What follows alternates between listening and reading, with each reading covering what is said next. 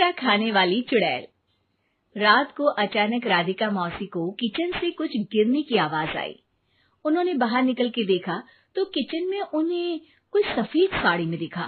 वो चीख पड़ी, हे भगवान, आलतू जलाल तू आई भला को टाल तू, आलतू जलाल तू आई भला को टाल तू। राधिका मौसी को चीखते सुनकर श्रवण बाहर आता है भागते हुए। अरे माँ, क्या हुआ? क्या देख लिया? दादी माँ आ गई क्या सपने में? अरे बेटा, रसोड़े में देख तो कौन है? श्रवण रसोड़े में झांक कर देखता है और उसे कोई नहीं दिखता अंदर। अब रसोड़े में तो कोई नहीं है माँ। कोई सफेद साड़ी में नहीं है क्या? नहीं माँ, कोई भी नहीं है। चिल्लम चिल्ली की आवाज सुनकर काजल भी वहां आ जाती है। अब क्या हो गया माँ जी? अरे बेटा, रसोड़े में एक चुड़ैल थी सफेद साड़ी में। अरे क्या कर रही थी वो अंदर?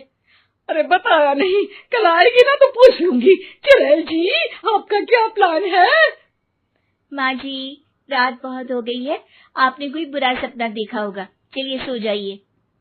राधिका मौसी सोने तो चली जाती है पर उनको रात भर नींद ही नहीं आती। वो कुछ भी उलझुल बातें सोचने लगती है।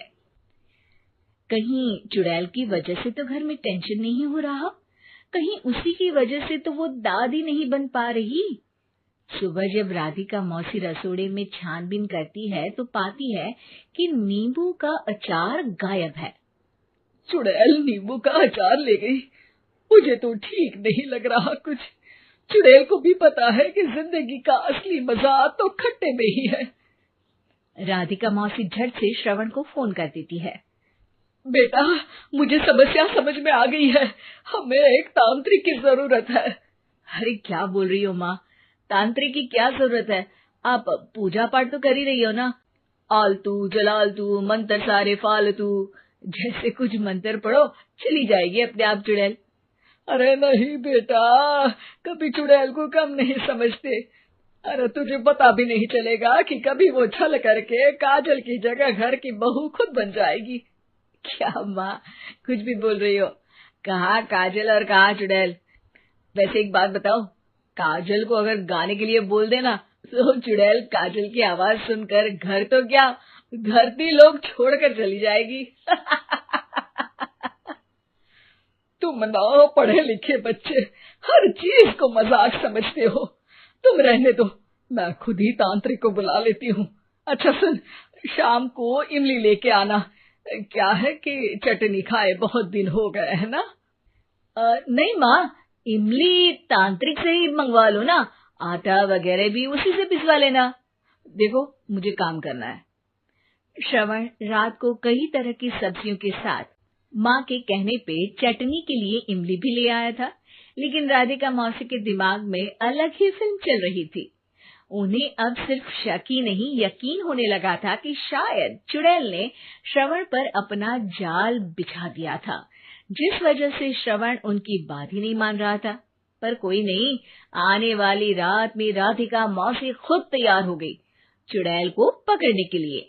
रुद्राक्ष की माला, तुलसी का पत्ता, हनुमान चालीसा सब हाथ के पास ही था, बस चुड़ैल का इंतजार था।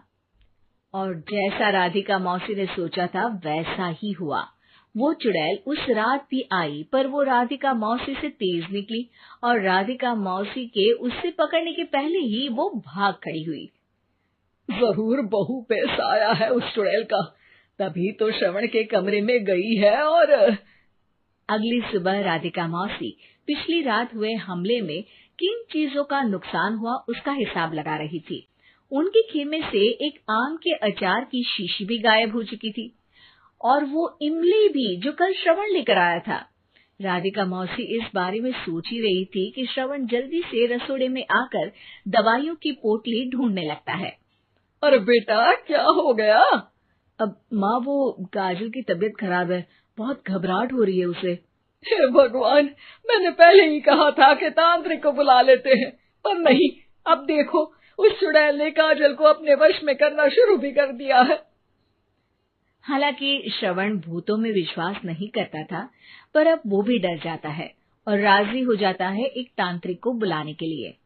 कुछ ही घंटों में तांत्रिक आ जाते हैं और राधिका मौसी तांत्रिक जी को सब बता देती है। घोर संकट, घनघोर संकट, चुड़ैल को मारू जोर चाकट, ओम भट स्वाहा खटखा के आहा। अरे ये क्या मंत्र है? मेरे खुद के ओरिजिनल मंत्र है, कल रात को ही लिखे हैं, अच्छे लगे तो दाद चाहूंगा।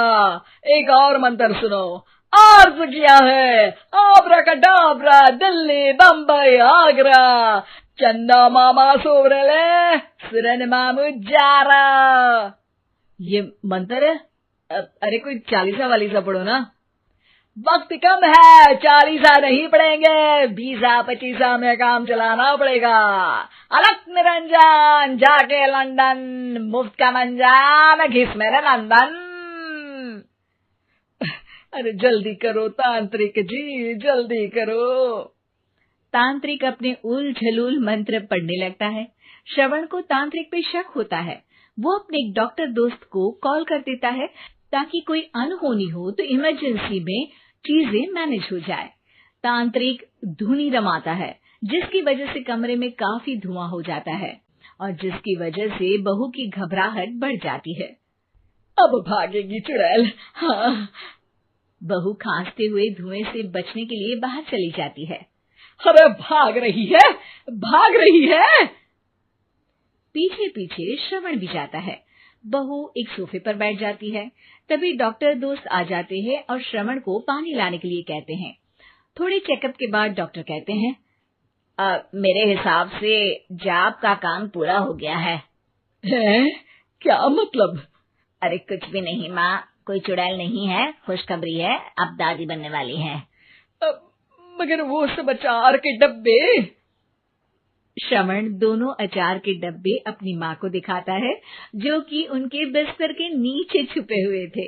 आपने सही बोला था माँ, वो चुड़ैल काजल ही थी जो खट्टा खा रही थी।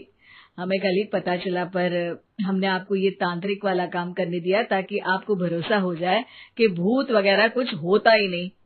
अच्छा अच्छा, ये तो बड़ी खुशी की बात है, पर बेटा मुझे एक झाड़ू तो ला दे। क्यों माँ? ये तांत्रिक का भूत उतारती हूँ मैं। अब तांत्रिक राधा मौसी के डर से घर से भाग निकलता है और राधा मौसी उसके पीछे भागती है। अरे संकट ये घनघोर है, तांत्रिक मुआ चोर है।